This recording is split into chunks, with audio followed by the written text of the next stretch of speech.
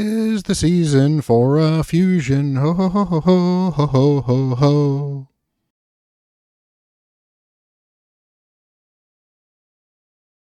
Hello, everyone. Bront, CatHerder here. We're having some fun talking Raid Shadow Legends, and it is the season for the Lady Noelle fusion.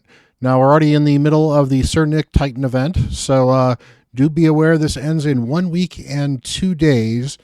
So that means this is going to end on Wednesday or Thursday of next week. So you will not be able to take Sir Nick and use him for champion chase for the Lady Noelle fusion. I'm just putting that out there right now before we get into anything else about Lady Noelle. But Lady Noelle is an interesting kit, an interesting champion, especially if you have a Sir Nick. But even if you don't, I think it is a very, very good champion. Let's go take a look. I have not done a breakdown of the champion themselves, so we'll do a breakdown of the champion in this video, and then we will talk about a fusion plan. So let's get into what makes Lady Noelle tick. So first of all, unlike some of the weird promotional material with her and Sir Nick, she does not look like she's had way too much to drink. That is great. She looks like a wonderful, enchanted grandmotherly figure. You know, it's a very understated look, but it makes sense for the champion, and I think it makes sense for the mood and the holiday season as well. So overall, I like it. It's not one of Raid's more outlandish designs, but I think it's very conservative in the right ways to make her an interesting looking champion. So it is very distinctive, at least. Very, very, very well done overall. Raid always knocks it out of the park on the visuals. So the kit themselves, first of all, this is a speed in arena by 30%. So this is a void legendary, so 30% is kind of expected. So this is an arbiter level speed lead. That is amazing if you're going to use her in arena. In some ways, I wish it would have actually been a 24% in all battles, because I think she is a very good champion in all areas of the game. But overall, I do think the 30% arena aura should be very good for a lot of accounts. So first of all, she has her A1 here. So attacks one enemy, has an 80% chance, bookable to 100, to place block buffs for 2 turns. So she does need some accuracy unless Sir Nick is in the team. Also decrease the target's turn meter by 20% if they are under a freeze debuff. Now she only brings the freeze debuff under 1 condition, but that is still not bad. And again, it means you're frozen longer. She could be good in PvE for a control team as well. Overall, decent. Probably is not going to do a lot of damage, which is fine. It is attack based, so you're probably not going to be able to do a lot of attack, especially because she doesn't have a lot. But that's fine. This is you're more about the block buffs here. Could be useful in Hydra. Could be useful in a lot of situations, particularly if you're manualing. And because she's void, she's not going to weak hit. A2. Target and ally. If that target is under a sheep debuff, remove it. If the target ally is not under a sheep buff, remove all debuffs from them instead. So basically, it will either deep sheep them or everything else them, which is great. If the target is also not under a sheep debuff, heals them by 50% of the champion's max HP. Also heals all allies by 50% of any surplus heal. This is a very Woad Painted-esque heal, where basically you get half of the overheal. But since it's based off of this champion's max HP, even 50%, if her HP is 80k and she heals a nuker that only has 40k, you're going to have some pretty big overages to heal everybody else. So she's going to heal everyone else fairly well. It's not going to be the best heal in the game, but it's going to be a very good heal.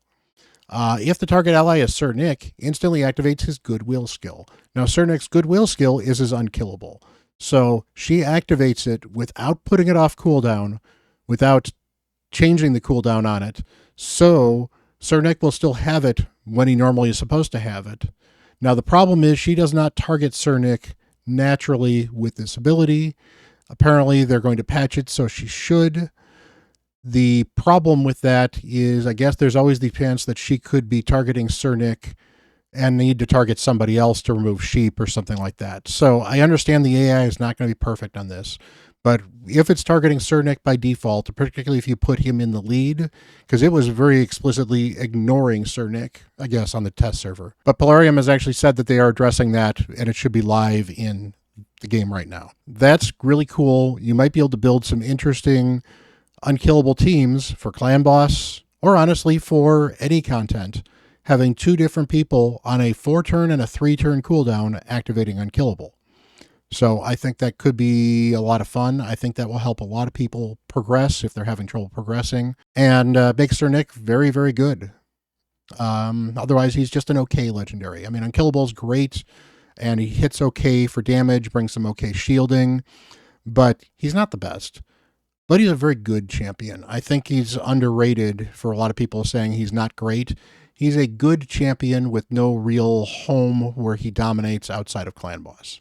Him and Lady Noelle, and to be fair, it's 2 Void legendaries, but you get the 2 of them, you've got an unkillable team, it looks like. So that's awesome.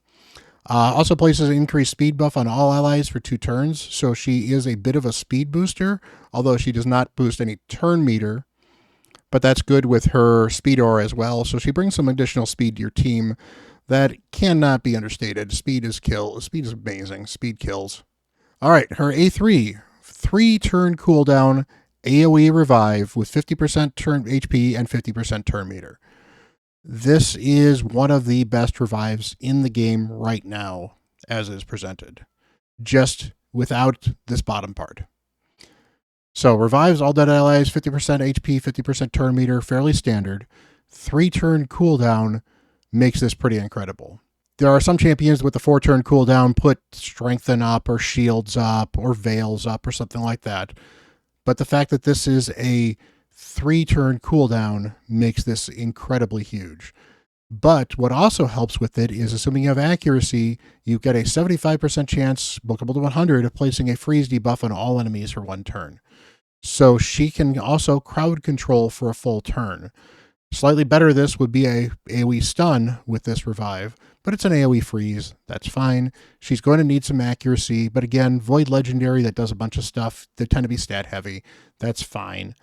And she has other reason to have accuracy in her kit as well, so overall it's actually not that bad. We'll place the freeze debuff even if there are no dead allies, so she can do this freeze even without reviving, which is interesting.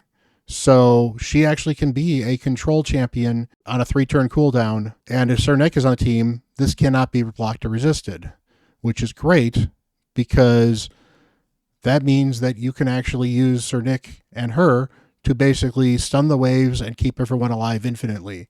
And it should be an amazing progression tool for a lot of counts that are struggling to progress, especially up things like Doom Tower waves, for example. So this is a great kit.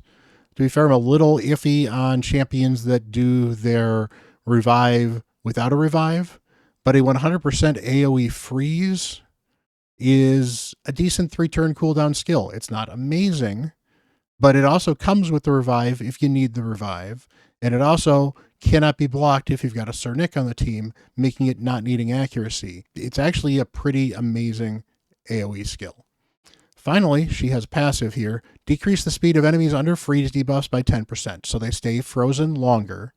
When a sheep debuff expires on an ally, fills their turn meter by 50%, so she makes sheep easier to recover from, which is done a good arena skill.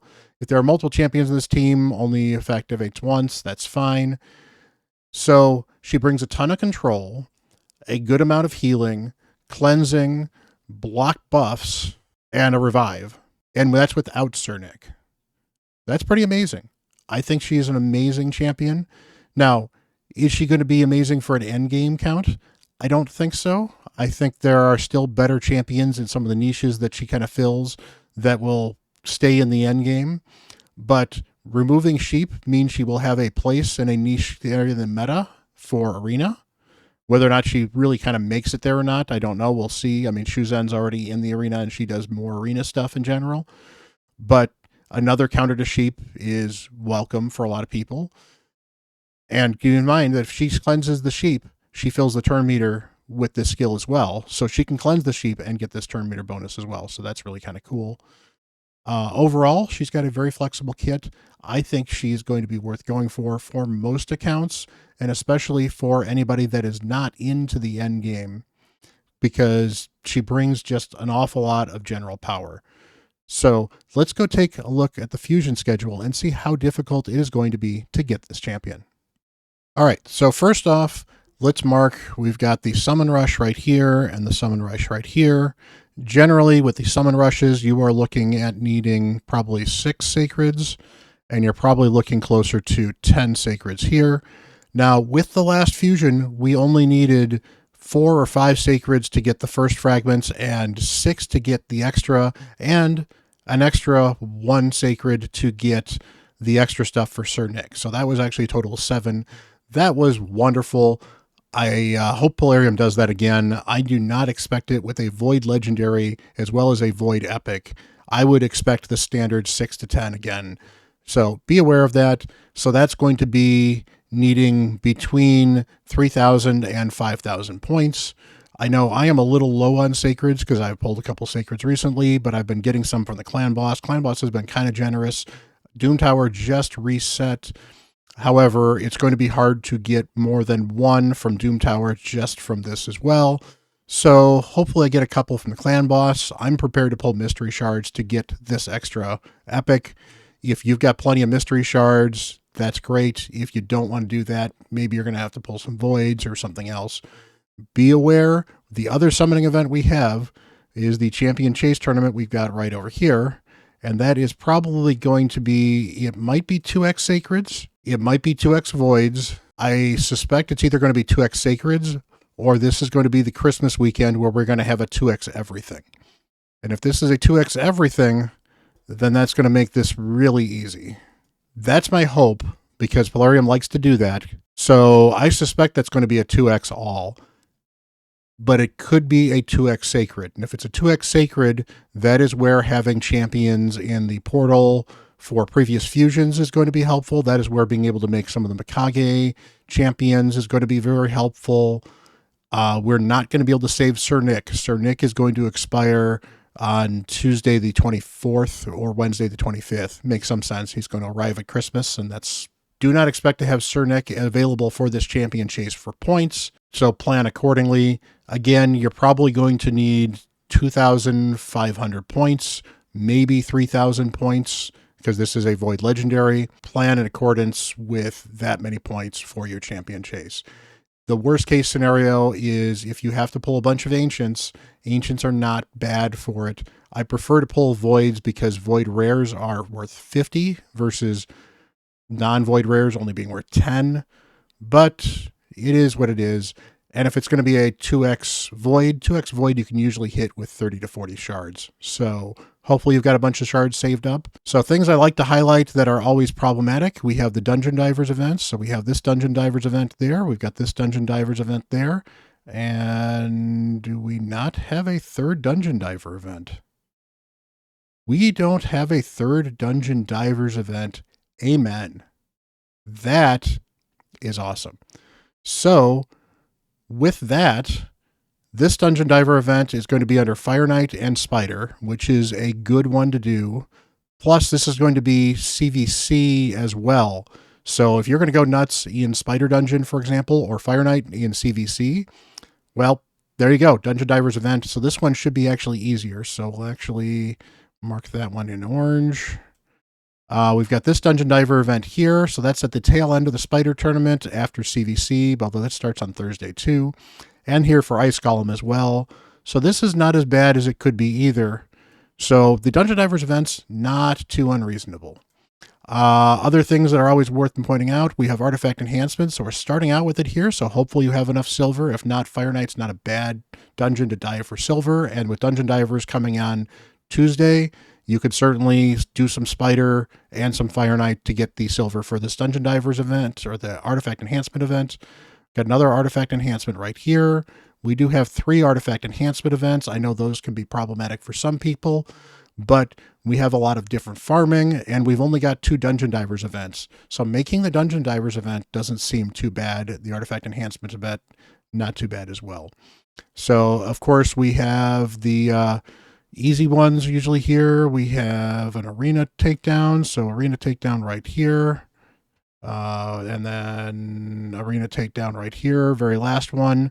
Those are always generally really easy to do, especially if you're in gold 5. If you get in somewhere between 5 to 10 fights a day, you can usually do it over a 3-day time span. You might have to push just a little bit The problem with this one being Saturday, Sunday, Monday, well, Monday should be fairly easy. It ends on Tuesday. Saturday and Sunday tend to be problematic for a lot of people that are up near Platinum. But overall, I think these are generally not too bad. We have, we'll just do this lighter yellow here. So we've got Fire Knight right there. We've got Spider right there. We've got Ice Golem right there. We've got Dragon right here. My plan, if I can do it, is I always like to get the epic so I don't have to worry about missing any of these events. If I'm going to go for the epic here, I can miss any or all of these events. So other ones that can be a problem. So we'll mark this as a lighter red. I know champion training can sometimes be a problem for some people, although I've got a video on how to do champion training pretty easily. I'll actually link that up above. So champion training could be a problem, but again, I could skip one or two of these events. We're going to have champion training while we're going to have the Sand Devil as well. So people that are running Sand Devil with food can run some Sand Devil with food and get champion training while they're getting the Sand Devil tournament as well, because we always get the Tuesday through Thursday Sand Devil tournament. So that'll be a possible option as well. Otherwise, which ones would I want to skip? Well, I generally dislike Dungeon Divers, but this Dungeon Divers I think is actually going to be fairly easy. It will certainly depend on what type of points we show up for it. But this Dungeon Diver I don't think is going to be too bad. This one isn't too bad, and if you can skip 4 events by going for this epic, then I'm probably skipping Dragon because I don't like farming Dragon. The only thing that's worth farming in Dragon is speed for my account at the moment. And even then, if it's not amazing speed gear, it's not really being held onto my account by much. And even then, speed gear is falling off as protection tends to be a better option in many cases now because I'm farming better protection with Hydra. So skipping Dragons, not bad. Skipping one of these Dungeon Divers events doesn't seem too bad. Maybe this one here might be a good one to skip. So if we mark this one, we'll do the light green here. So if I mark ones that might be easy to skip here, we got not the Classic Arena. We've got the Dungeon Divers event here, not a bad one to skip. Dungeon Divers, again, not a bad one to skip.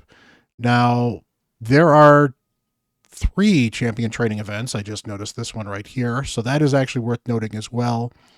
So on that end, I think what I might do is I might skip one of these champion training events, or 2 of these champion training events, the Dragon event, and maybe this Dungeon Divers. And then I don't have to worry about making the fusion if I get this 10S Summon Rush. That said, what you may want to worry about doing is, since we've got here a bunch of stuff before we get to the Summon Rush, do this champion training event, do this artifact enhancement, do this Fire Knight, do this Dungeon Divers, do this Spider tournament, and then you get to the Summon Rush and see if you can get this extra epic. If you can, then you know full well you can start skipping stuff. So then maybe you skip this Dungeon Divers right here, particularly because this is right around when Christmas is going to happen.